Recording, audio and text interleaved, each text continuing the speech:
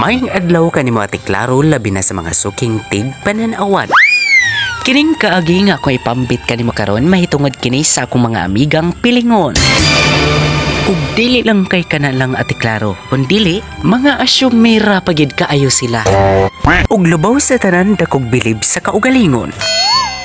Feeling dato ra bagyod kaayo Ate Claro. Kusog pa kay mga libre. Kay kuno, gitagaan daw kuno siyag 5,000 nga allowance sa iyang daddy ug mommy. Haskang butbuta naman lang gyud Ate Claro. Gani ang uban, mag-atik-atik og panigarilyo aron inong guhapo. Naapay uban nga dili naman agad, murag kinsang datuan. Nakatungtong lang gani sa buko-buko sa kabaw.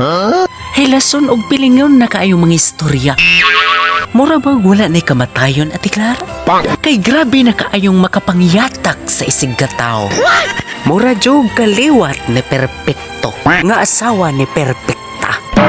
Kusog ra ba kaayong magpakalimpyo bisan og hugaw na kaayo og batas. Lupig pang anghel nga way dautang binuhatan. Mao ni ang klase sa mga tao Ate Claro nga dugay madutlan og gaba. Kay kabaw mang mangitag paagi aron makalusot sa bangag sa dagom ug piloton ang usa ka butbot aron magpadayon ang iyang pagka-great pretender. Sa pagpadayon sa konsugilanon, naay uban Ate Claro nga magpa-as-if. Maayo kaayo ang postura apan ang tiyan nagkutoy na.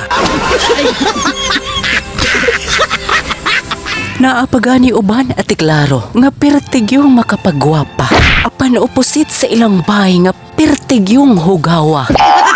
Wa babae.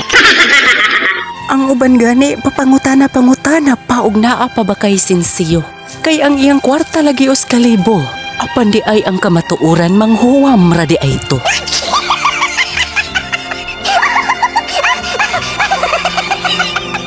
Mas maayo pa gani ang iro Ate Claro kay masulti pa sa kamatuoran.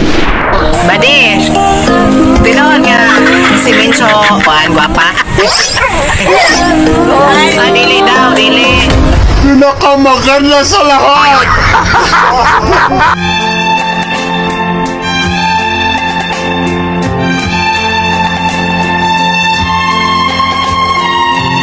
Ana kapilingon ang ako mga higala Ate Claro. Bisan klaro og tataw na kaayo ang kamatuoran. Apan pilingira lang gihapon. Ambot ba nga nung adunay ingon ni ini ang mga tao?